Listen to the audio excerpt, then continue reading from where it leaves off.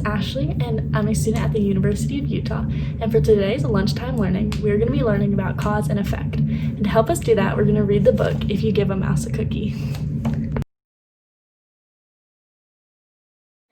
If you give a mouse a cookie. If you give a mouse a cookie, he's going to ask you for a glass of milk. When you give him the milk, he'll probably ask you for a straw.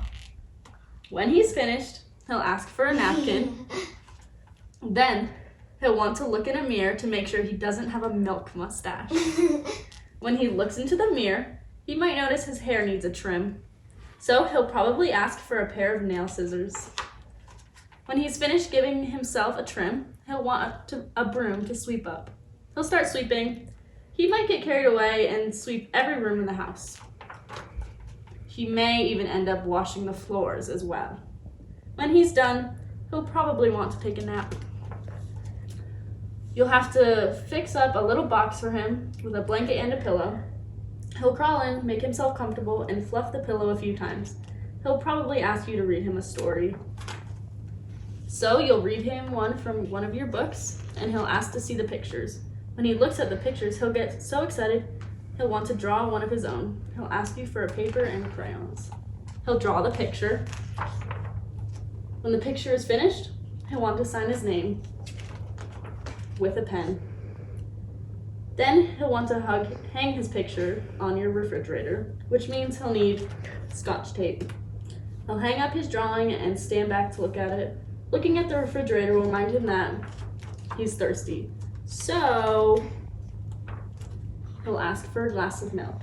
And chances are, if he asks for a glass of milk, he's going to want a cookie to go with it.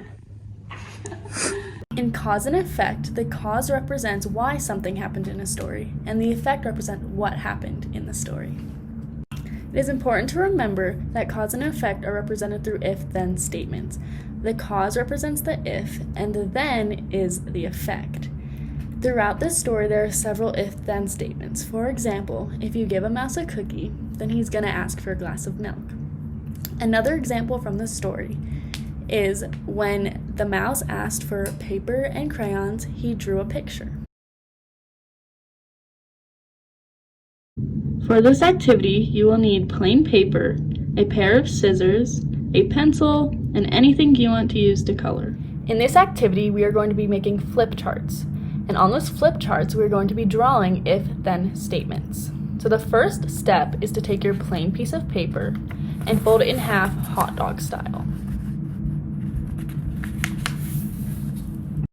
Once your paper is folded, you're going to take a marker, colored pencil, whatever you want, and make 2 dashed lines on your paper to make 3 equal sections. And it's okay if your sections are not equal.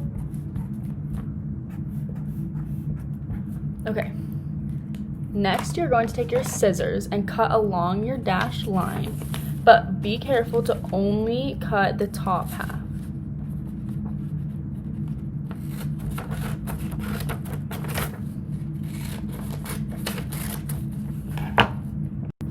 The next step is to write if in the top corner of each box. And you write if because the top of each paper represents the if part of the statement.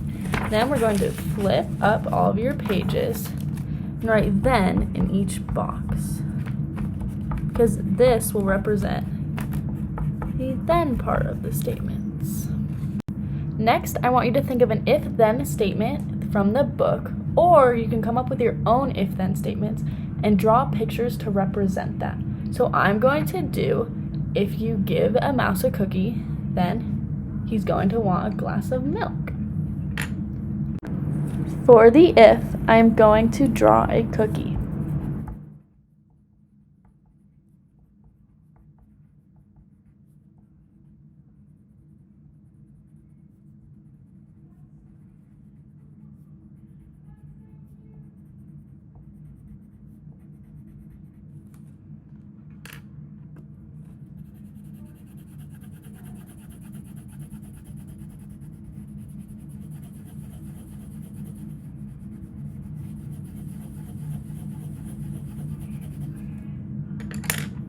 For the then part of the statement, I'm going to draw a glass of milk.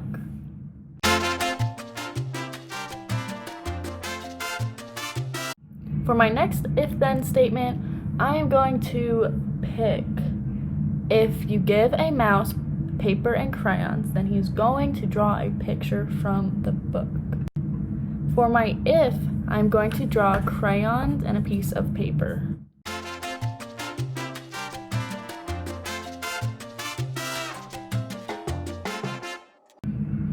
For my then, I'm going to draw a picture.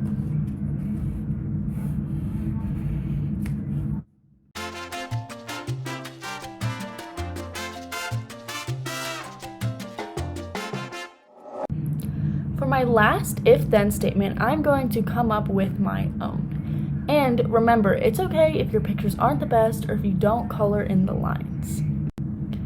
The if-then statement I came up with is, if there are dark clouds in the sky, then it is going to rain. So I'm going to draw a dark cloud for my if.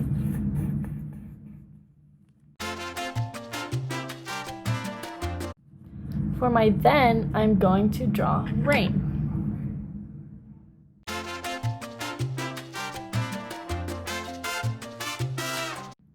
Now you have a finished flip chart.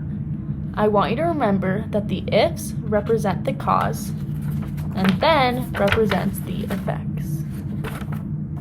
Here is another example of a flip chart that uses examples from the book and their own. I hope you had so much fun learning about cause and effect and making your flip chart and drawing your pictures. Thank you.